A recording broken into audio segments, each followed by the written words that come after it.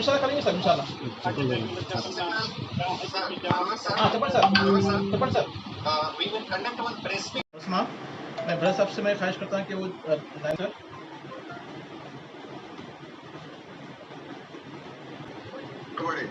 Sir चपड़ sir, सबको मालूम है सर आपका वीडियो नहीं आया सर, वीडियो अपना है, अभी सब जगह बता रहे हैं। अगर अकेले तो कुछ नहीं होता, पूरे अपने जो ट्रांसपोर्ट दो यूनियन है अपने पूरे हैदराबाद में एक इम्पोर्टेंट है जो फीस का आजकल पेरेंट 19 तरह उनका फीस बोला करने के तैयार है। और गवर्नमेंट कंपल्सरी अपन ज्यादा अपने पास यूनिट 2020-21 का account is not possible. Your speech in 30 second sir.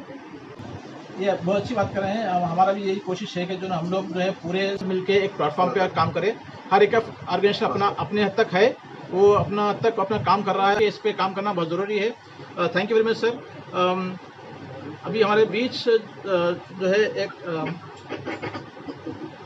Jagannath बात कर रहे हैं। अभी जगन्नाथ साहब मैं कोशिश करता हूँ उनको मिलाने के लिए। जगन्नाथ साहब आप लाइन पे है सर?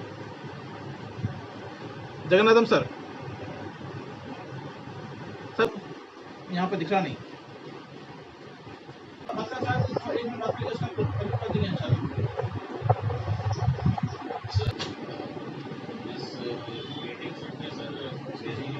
किस तरह का मेमोरेंडम लेके पहुंच रहे हैं और किस तरह से sure sir, definitely sir, definitely. तो आज जो कोरोना वायरस कोविड-19 जो पूरे दुनिया को हिला रहा है, साथ साथ पूरा हिंदुस्तान जो इस रपस में आया हुआ है, और उसमें कहीं ना कहीं हुकूमत जो है ना बहुत अपने तरीके से बहुत अच्छा काम कर रही है, गरीबों को साथ चावल और पैसे देते हुए। मगर एक तरफ जो है हम कहीं ना कहीं छूट जा रहे हैं कि जो हिंदुस्तान की तरक्की में सबसे बड़ा हिस्सा जो है वो है एजुकेशन सेक्टर। उस एजुकेशन सेक्टर को कहीं ना कहीं हुकूमत ने भूल रही है, और यहाँ पर जो है ना हुकूमत हमेशा जो है ना एजुकेशन सेक्टर को एक कमर्शियल माइंड से देखा जा रहा है। यहाँ पे स्कूल्स जो है 4-5 किस्म के स्कूल्स होते हैं। एक इंटरनेशनल स्कूल्स है, दूसरा जो है ना कॉर्पोरेट स्कूल्स है, फिर बजट प्राइवेट स्कूल्स है। हम चौथे इसमें आते हैं हम लोग कम्युनिटी स्कूल्स। कम्युनिटी स्कूल्स मतलब क्या? बस्ती के स्कूल्स होते हैं, जहाँ पर बस्ती के बच्चे पढ़ते हैं, बस्ती के टीचर्स होते हैं, बस्ती के लोग ही वहाँ पे जो है स्कूल आते हैं। हम जो स्कूल वाले हैं बस्ती के लोगों से बहुत ज़्यादा मिलजुल के होते हैं, तो उनकी हर परेशानी हम समझ सकते हैं। तो यहाँ जैसे हमारा जो लोगों के साथ मुलाकात होती है, जैसे हम लोग है, उसमें क्या होता है कि हम लोग कई मरतबा उनको छूट देते हैं फीस भरने के लिए। हमारे पास फीस भरने के लिए कभी फोर्स नहीं करते वो लोग, कभी क्वार्टरली, कभी हाफ ईयरली, कभी एनुअल, इस तरीके से साल में 3 मरतबा या 2 मरतबा वो लोग अपने हिसाब से पैसे बनते हैं। कभी हम पैसों के लिए कोई बच्चों को घर से बाहर करने के कोई शिकायत हैदराबाद ओल्ड सिटी से नहीं आती है। एका दुका आती है हज़ारों स्कूल में से, लेकिन 99% स्कूल ऐसे हैं कि बच्चों को फीस के लिए कभी घर को भेजे से कोई कहानी नहीं आई है। तो ऐसे वक्त में जो हम इतने छूट दिए थे कि वो लोग एग्जाम के टाइम पे फीस बनेंगे, उस आइन वक्त पे हमारा कोविड-19 की तरफ से हमारे स्कूल्स को बंद किया गया है। तो जहाँ पर हमारी फीस आना था, जो 60% से या कम से कम 50% जो फीस आना था, वो हमारी रुक गई है। उसकी वजह से हम लोग इतने परेशान हैं स्कूल वाले कि हमारे टीचर्स को तनख्वाह देने के लिए बहुत मुश्किल होती है। बड़ी मुश्किल से हम मार्च की तनख्वाह दे चुके हैं, और हकीकत में जो है अप्रैल और मई की तनख्वाह हम दे नहीं पा रहे हैं, और देने के काबिल नहीं है।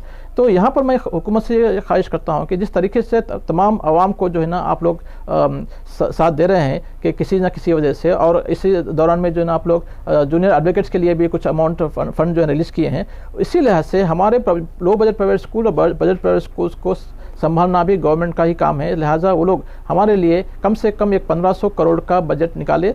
जो बजट हो सकता है वो चाहे स्कूल को फीस के शक्ल में दे या स्कूल को कोई फ्री इंटरेस्ट लोन पे शक्ल में दे सकती है।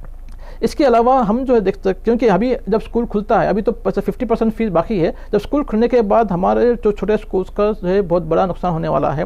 कई बच्चे ऐसे हैं जो दूसरे शहरों से आके यहाँ पर मजदूरी करते हुए जीते थे, वो लोग अभी अपने अपने गाँव चले गए हैं। वो लोग फिर 1 साल तक आने की उम्मीद कम है। तो इस लिहाज से हमारा जो फाइनेंशियल पोजीशन नेक्स्ट ईयर होगा वो बिल्कुल कम हो जाएगा। तो इसमें हम हमारे अपने आप को संभालने के लिए 1-2 साल लगते हैं। तो इस टाइम पे हुकूमत चाहिए कि हमको सहारा दे, चाहे वो 6 मंथ से 1 साल का ट्यूनर पे हमको जो है ना फ्री इंटरेस्ट पे लोन देकर या किसी सूरत में भी वो लोग हेल्प कर सकते हैं। दूसरा हमारा ये है कि अभी इतना डेंजर जोन है हैदराबाद में, अभी लास्ट 3-4 दिन से देख रहे हैं कि 50 से कम जो है ना केसेस नहीं निकल रहे हैं। इस टाइम पे गवर्नमेंट जो है, हुकूमत जो है ना एग्ज़ाम लेने की कोशिश कर रही है। हमारा ये मानना है कि एग्ज़ाम लीजिए, लेकिन कम से कम और 1 महीना का टाइम दीजिए, ताकि जुलाई में एग्ज़ाम लेने तो बहुत बेटर होगा। इस टाइम पे हम सोशल डिस्टेंस मेंटेन करने की स्कूल के अंदर करने की कोशिश कर सकते हैं हम लोग हर लिहाज से, लेकिन स्कूल के बाहर का माहौल जो है ना हम कंट्रोल करना बहुत मुश्किल होता है। और कई बच्चे ऐसे हैं कि इस कोरोना वायरस के तरफ से, लॉकडाउन की तरफ से कई लोग यहाँ से अपने अपने गाँव को शिफ्ट किया गया है, तो वो तमाम बच्चे फिर वापस आना, और अभी ट्रांसपोर्टेशन पूरा बंद है, वो लोग जो वापस आना, एग्ज़ाम लिखना बहुत मुश्किल होता है। लिहाजा हम हुकूमत से ख्वाहिश करते हैं कि या उनको उनके SA1 और इंटरनल मार्क्स की बुनियाद पर उनको पास कर दिया, या नहीं तो एग्ज़ाम रखते हैं तो जुलाई के महीने में एग्ज़ाम रखें। Thank you.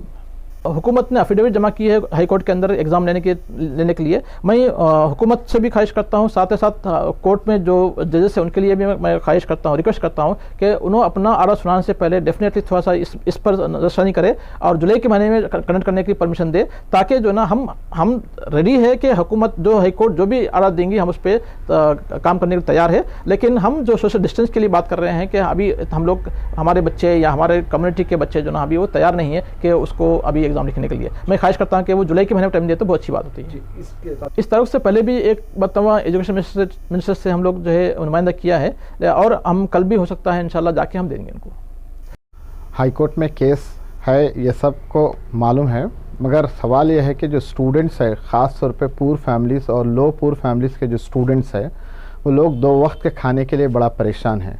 लॉकडाउन के बाद स्कूल्स बंद है, ट्यूटोरियल्स बंद है, और कंबाइंड बच्चे एक साथ बैठ के पढ़ने का मौका हासिल नहीं है। तालीम छूट के तकरीबन 50 दिन हो चुके। अब इसके बाद हम इम्तिहान रखने की बात सोच रहे हैं, तो मेरी समझ में ये नहीं आ रहा है कि बच्चों के पास कितना इल्म अभी बाकी होगा कि वो एग्ज़ाम लिख सकें। तो जिस तरह Telangana government 1st to 9th के बच्चों को हमदर्दी करते हुए पास कर दी है, मैं हुकूमत तेलंगाना से ख्वाहिश करूँगा और कोर्ट से भी ख्वाहिश करूँगा कि बच्चों की जहनी हालत को, माँ बाप के हालात को जहन में रखते हुए 10th के बच्चों को भी जो है प्रमोट कर दें, और इंटरमीडिएट में एंट्रेंस रख के उसकी मेरिट बेसिस पे जो है एडमिशन दिया जा सकता है। इससे जो है स्टूडेंट कैटेगरी पे एक बड़ी जो है मेहरबानी होगी हुकूमत तेलंगाना की तरफ से। Thank you. सबसे पहले तो मैं हुकूमत तेलंगाना से ये मुतालबा करूँगा कि ये जितने प्राइवेट स्कूल्स ऑर्गेनाइजेशंस है, प्राइवेट स्कूल्स के जितने टीचर्स हैं, इनके लिए भी कुछ ना कुछ जो है ना हुकूमत की जानिब से मदद की जाए, क्योंकि ये कम्युनिटी, टीचर्स कम्युनिटी एक ऐसी कम्युनिटी है जिसके ज़रिए क्या कहना चाहिए कि नेशनल बिल्डर्स हैं। आप तो सबके लिए मदद कर रहे हैं, लेकिन इन टीचर्स के लिए कभी आपने नहीं सोचा। तो हम आपसे पुरजोर अपील करते हैं, दर्दमंदाना अपील करते हैं कि आप टीचर्स कम्युनिटी के लिए भी कुछ आप अपना ताउन करें, और इनके लिए भी कुछ आप फंड जारी करते हुए इस कम्युनिटी को भी आगे काम करने के लिए तैयार रखें। साथ ही साथ मैं ये कहूँगा कि माइनॉरिटी रेसिडेंशियल स्कूल्स के जो बच्चे गाँव को जा चुके हैं, वो बच्चे दोबारा वहाँ से आना और SSC का इम्तिहान लिखना, यहाँ पर जो है ना उनका माइंड इस तरह से सेटअप होना, ये हालात के हिसाब से बहुत ही मुश्किल है।